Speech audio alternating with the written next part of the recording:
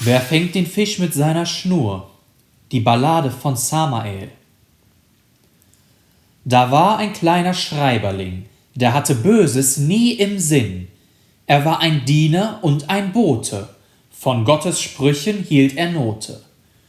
Er war der Psaike Leschams Stift und schrieb für sie die heilige Schrift, die Lob für alle Götter kennt und Engel nur als Diener nennt.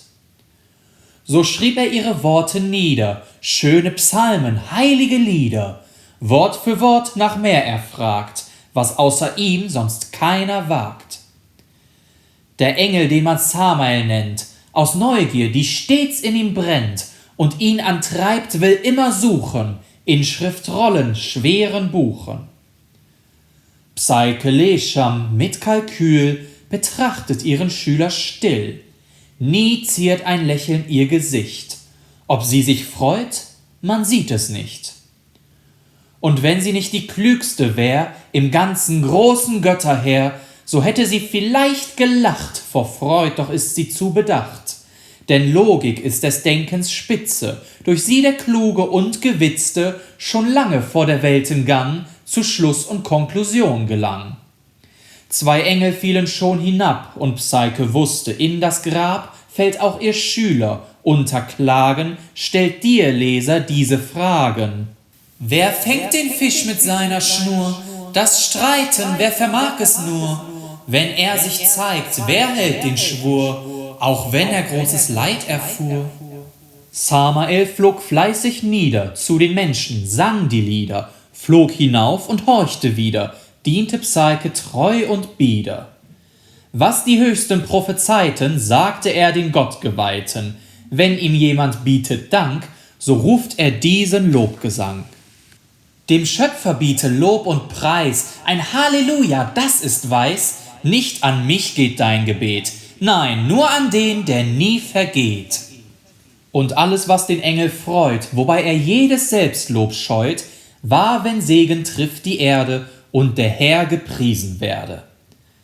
Wenn er dann auf die Erde sah, wo dank des Schöpfers Götterschar das Leben ohne Sorgen war, dann fühlt er sich im Herzen nah, den Wesen, die sich unten treiben, Götterworte lesen, schreiben. So stieg er gern zu ihnen runter, und ihre Frommheit machte ihn munter.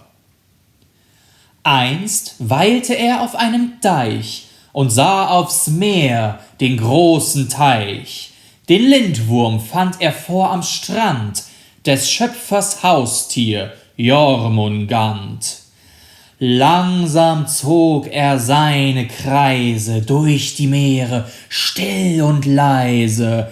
Die Neugier fragt, ob dieser Pracht, was Wissenschaft erst möglich macht. Wer fängt den Fisch mit seiner Schnur? Das Streiten, wer vermag es nur? Wenn er sich zeigt, wer hält den Schwur, auch wenn er großes Leid erfuhr? Samael hebt sich zu den Lüften und forscht in den heilgen Schriften, Wissen zu dem Herrn der Wogen, den man nie an Land gezogen. Siehe, jedes Schöpfertier, nicht nur der Lindwurm, alle 4, der Vogel, Fuchs und auch der Stier, werden hoch gepriesen hier. Geschöpfe ohne Ziel und Sinn, wogegen ich der Bote bin, der Psaike, Kind der Schriftgöttin, für alle Wesen ein Gewinn. Wo wird denn mein Werk besungen, wie ich für den Herrn gerungen? Sein Wort rief ich aus prallen Lungen, und fromm hab ich sein Buch durchdrungen. Wo ist mein Preis, wo ist mein Lohn für meinen 1000 Jahresfrohn? Was hat denn dies Gewürm geleist, dass man es so mit Liedern preist? Und Samael über die Erde eilt, in jedem der Menschen Reiche weilt, sieht die Gaben und die Segen, die den niederen Wesen gegeben.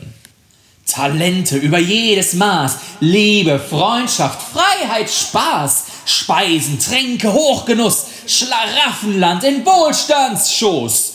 Ich, Samael, für meinen Fleiß bekomme nur den einen Preis. Stets mehr Last ist mein Gewinn, weil ich ja nur ein Diener bin.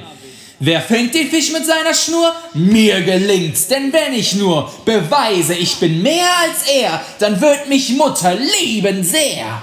Der Irrsinn trübt des Engels Herz, er leidet einen großen Schmerz, fühlt sich von Mutter arg verschmäht und jede Hilfe kommt zu spät.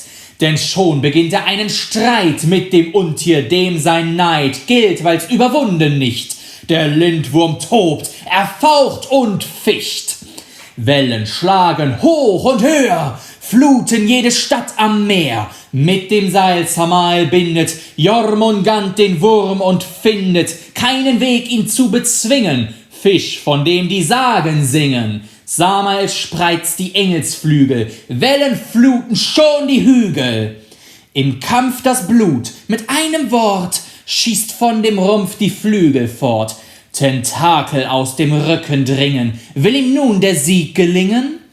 Von den schönen Pfauenfedern, deren Wind schlug um die Zedern, nur die Augen sind geblieben, Blicke auseinanderstieben, suchen stets, was andere haben, an dem Anblick sie sich laben.